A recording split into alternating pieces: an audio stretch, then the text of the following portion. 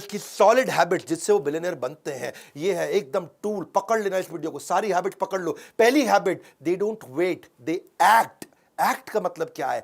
Action changes things. ACT, action changes things. जल्दी act करना पड़ेगा, फटाफट छोटा छोटा एक्ट करना पड़ेगा। Focus thinking, focus mindset, focus goals, focused conversation. हर एक से बात नहीं करते, सारी बात नहीं करते, फालतू बात नहीं करते। धीरू भाई अंबानी छोटा शुरुआत किया, एक स्कूल के मास्टर के बेटे भजिया बेचने से काम चालू किया। करसन भाई पटेल जो आज निरमा के मालिक हैं, वो पहले साइकिल पे छोटा डिटर्जेंट घर की पीछे की बालकनी में बनाते थे, साइकिल पे बेच बेच के आते थे। नारायण मूर्ति आईआईटी के पेपर की तैयारी करी, आईआईटी क्लियर भी कर लिया, लेकिन पापा के पास पैसे नहीं थे आईआईटी की एडमिशन के लिए, आईआईटी की फीस जमा करने के लिए। अपनी बीवी के गहने बेच करके कंपनी चालू करी और आज आईआईटी उनके ऊपर केस स्टडी लिखता है। सुनील भारती मित्तल एयरटेल के मालिक, बिजनेस की शुरुआत ऐसे नहीं कर दी थी भाई साहब। ट्रकों के अंदर जहां उनका कंसाइनमेंट जाता था, उसी के अंदर सोया करते थे वो, उसी में सो के जाते थे, उसी में ट्रैवल करते थे। छोटे छोटी डॉर्मेट्री जहां पब्लिक में आकर के ड्राइवर सोते थे, उनके साथ में सोया करते थे। आपका फ्यूचर इस पर डिटरमिन करता है आप एक्शन आज क्या लेने वाले हो। मात्सुशिता कुनोस्के, इनको गॉड ऑफ बिजनेस बोलते हैं जापान के अंदर। मात्सुशिता कुनोस्के 23 साल के थे, अप्रेंटिस थे, मतलब समझो एक बिल्कुल जूनियर मजदूर टाइप। हाँ, और ये इन्होंने सोचा, इनके पास कोई फॉर्मल एजुकेशन नहीं थी, लेकिन एक improved version of light socket लेकर के आए थे ये। उनके बॉस ने बोला, ये नॉनसेंस, किसी काम का नहीं है, लाइट सॉकेट नया बना के लेके आ रहा है, हीरो बन रहा है तू जापान में। तो जापान में लोग चुप रहते हैं, वहां पे तो एकदम ऐसा गर्दन झुका लेते हैं। ये गया, इसने अपनी बेसमेंट में बल्ब के नए वर्जन बनाने शुरू कर दिए, सॉकेट के नए वर्जन बनाने शुरू कर दिए, बना भी दिए। साइकिल पे, ठेले पे, गली गली बेच के आता था। कौन बना? मात्सुशिता कुनोस्के। आगे चल के नेशनल पैनासोनिक, पैनासोनिक दुनिया के 10 सबसे बड़े ब्रांड।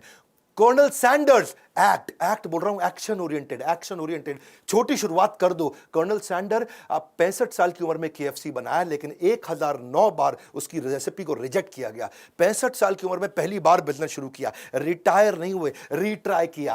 एक्ट, हाँ, एक्शन ओरिएंटेड, छोटे छोटे एक्शन लो। ये बड़ी पिक्चर माइंड में रखते थे और छोटे एक्शन लेना शुरू कर देते थे। Don't wait for the good luck to happen, ये है बिलियनियर की हैबिट। ये कोई गुड लक का वेट नहीं करते, पन्ना पहनूं कि मोती पहनूं, ये इनहेरेंटली सोल्यूशन ओरिएंटेड होते हैं। ड्रीम बिग, बड़ा सपना, लेकिन क्या? Start small, most of all start, शुरू कर दे बस। छोटे छोटे एक्शन लेना शुरू कर, बड़े विजन, छोटे एक्शन। दूसरी हैबिट इन सब में कॉमन मिलती है, वो है लेजर शार्प फोकस। लेजर में बड़ी ताकत है भैया, लेजर कैंसर में छेद कर सकता है, लेजर इतना फोकस्ड होता है। इलॉन मस्क, इसकी एक बचपन की कहानी बताता हूं। वो बचपन में ना उसके माँ बाप ने देखा है, सुन नहीं पाता है, बिल्कुल सुन नहीं पाता है। हाँ, एक कुछ सोचता रहता है, सुन नहीं पाता है। उसको डॉक्टर के पास ले गए, डॉक्टर ने कहा ऑपरेशन करना पड़ेगा। इलॉन मस्क का बचपन में ऑपरेशन हुआ, कान का ऑपरेशन हुआ, फिर भी देखा सुन नहीं पाता, सोचता रहता है, सुन नहीं पाता, सुन नहीं पाता। बाद में समझ में आया इसका कान ठीक था भैया। लेकिन जब ये कुछ सोच रहा होता है ना, ऐसे फोकस में रहता है, आप आसपास कुछ भी बोल लो, कुछ भी कर लो, उसको समझ में नहीं आएगा, उसको सुनाई नहीं पड़ेगा, ऐसा फोकस। जब मैंने इलॉन मस्क के बारे में पढ़ा, स्वामी विवेकानंद भी ऐसे थे, उनके ऊपर कभी केस स्टडी बनाऊंगा। हाँ, वो गली के बाहर बैठ के पढ़ रहे थे, लैंप शेड के नीचे। पास में से बारात नाचते गाते चली गई, आज मेरे यार की शादी है, और पूरी बारात निकल गई वहां से। किसी ने आकर के पूछा बाद में, भाई साहब यहाँ कोई बारात निकली? उनको पता ही नहीं चला। करे बारात? कौन सी बारात? वो अपना पढ़ रहे थे। इसको बोलते हैं लेजर शार्प फोकस। कान बंद हो जाते हैं, आंखें बंद हो जाती हैं, कुछ नहीं और सुनाई पड़ता, सारी इंद्रियां पूरी फोकस में चली जाती हैं। इलॉन मस्क कहते थे कि मैं कोई ब्रेक नहीं लूंगा बीच में। हाँ, कहते थे नहीं, कहते हैं पार्किंसन लॉ। पार्किंसन लॉ क्या होता है? ये डेडलाइन ड्रिवन प्रोजेक्ट को काम करने का तरीका है ये लॉ। इसके बारे में कभी मैं आपको पूरा वीडियो बना के दूंगा। Work expand so as to fill in the time available for its completion. मतलब क्या है? अगर कोई काम करने के लिए आपके पास में 1 महीना है तो वो काम 1 महीने में कंप्लीट होगा। 15 दिन है तो काम उतना ही एक्सपैंड होगा कि 15 दिन में खत्म हो जाता है, और वही काम 7 दिन में भी किया जाता है। यानी कि समय उतना एक्सपैंड हो जाएगा जितना आप उसको बता दोगे एक्सपैंड होने के लिए। पार्किंसन लॉ मतलब डेडलाइन दे देगा तो 1 महीने का काम 1 हफ्ते में भी किया जा सकता है। ये तो इलॉन मस्क इतना भयंकर फोकस, ये फर्स्ट प्रिंसिपल में सोचते हैं, जड़ में जाकर के, हर चीज को जड़ में जाकर के।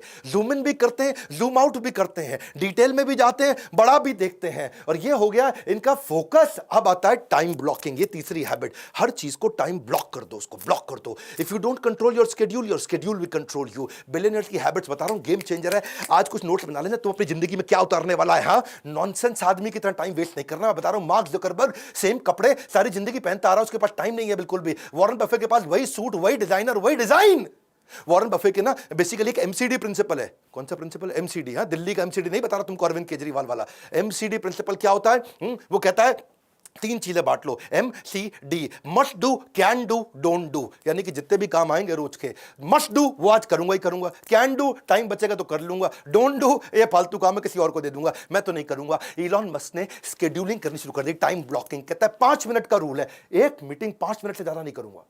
और मुझको 5 मिनट से ज्यादा लग रहा तो मेरे जूनियर गधा है क्या, मेरा टाइम कैसे ले रहा है? 5 मिनट लगाऊंगा। इलॉन मस्क बिल्कुल फोकस्ड आदमी, उसका टाइम वेस्ट करोगे वो उसी में गुस्सा आता है, किसी बात पे गुस्सा नहीं आता। 5 मिनट दूंगा हर मीटिंग को, 5-5 मिनट के ब्लॉक बना रखे उसने। टू डू लिस्ट नहीं है, टाइम ब्लॉकिंग है। ये ब्लॉक कर दिया टाइम। टाइम ब्लॉकिंग के बाद फिर एकदम हार्ड हो जाता, कोई और काम नहीं करने वाले, टाइम ब्लॉक कर दिया, बिकॉज़ टाइम इज मनी। आप उन सब को, सारे पीपल को, सारी कॉन्वर्सेशन को जो टाइम वेस्ट करता है अवॉइड करने लग जाते हो, नेटवर्क भी करते हो ग्रोथ ओरिएंटेड लोगों से। टाइम ब्लॉक करने की आदत हो जाती है। फोकस ऑन वन टास्क, उस टास्क को ऐसे करेंगे कि बस उससे अच्छा कुछ नहीं। शिला प्रभुपाद भी बोलते रहे, जब मैं पानी पीता हूं तो मैं पानी ही पीता हूं, बस। बड़ी गहरी लाइन थी, हाँ, कि जब पानी पीता हूं तो मैं पानी ही पीता हूं। इसको बोलते हैं फोकस। अभी पानी पी रहे तो और कुछ नहीं कर रहे हैं उस समय। समय अधिक नहीं चाहिए, उसी समय में अधिक चाहिए। जेफ बेज़ोस कहते हैं, क्या बात बोल दिया यार, मजा आ रहा है सुन करके। समय अधिक नहीं चाहिए, उसी समय से अधिक चाहिए, उसी समय में अधिक चाहिए। प्रोडक्टिविटी, टाइम मैनेजमेंट, एफिशिएंसी, ये क्या है? कंट्रोलेबल मेजर होते हैं भैया। ये तेरे हाथ में, तू कंट्रोल कर सकता है। बता रहा हूं मैं तुझको, हाँ, तेरे को बोल रहा हूं, ध्यान से सुन, इसको तू कंट्रोल कर सकता है। कुछ अनकंट्रोलेबल मेजर है, तुम्हारे माता पिता कौन, तू डिसाइड नहीं कर सकता, पर तू करेगा क्या वो तो तू डिसाइड करेगा ना। टाइम एक फंडामेंटल ऐसा कंस्ट्रेंट है, टाइम निकल जाता है भैया, घड़ी घूमती रहेगी, तू रोक नहीं सकता है। समय दिखाई नहीं देता पर बहुत कुछ दिखा देगा आपको। व्यस्त रहना महत्वपूर्ण नहीं है, क्योंकि चींटियां भी व्यस्त रहती हैं। महत्वपूर्ण यह है कि आप किस कार्य में व्यस्त हैं। ग्रोथ ओरिएंटेड माइंडसेट, इसी को बोलते हैं। आप अपने टाइम को ब्लॉक करने के बहुत तरीके हैं। देखो, पहले तो आप समझो कि क्या आप 2-3 प्रोजेक्ट, 2-3 डिपार्टमेंट, 2-3 कंपनी चला रहे हो? क्या आप हर समय व्हाट्सएप ही देखते रहते हो? क्या आप स्ट्रगल कर रहे हो बिग पिक्चर थिंकिंग के लिए? तो अपने टाइम को ब्लॉक करना शुरू करो, वरना आप उसको you will lose it forever. हाँ, इलॉन मस्क को डर लगता है मेरा टाइम ना निकल जाए। Focus on growth oriented task. Time blocking के बहुत तरीके होते हैं, कभी इससे वीडियो बनाऊंगा। टास्क बैचिंग होता है। टास्क बैचिंग मतलब एक जैसे टास्क को बैच कर दो, जो एक जैसे सिमिलर काम होते हैं उनको बैच कर दो।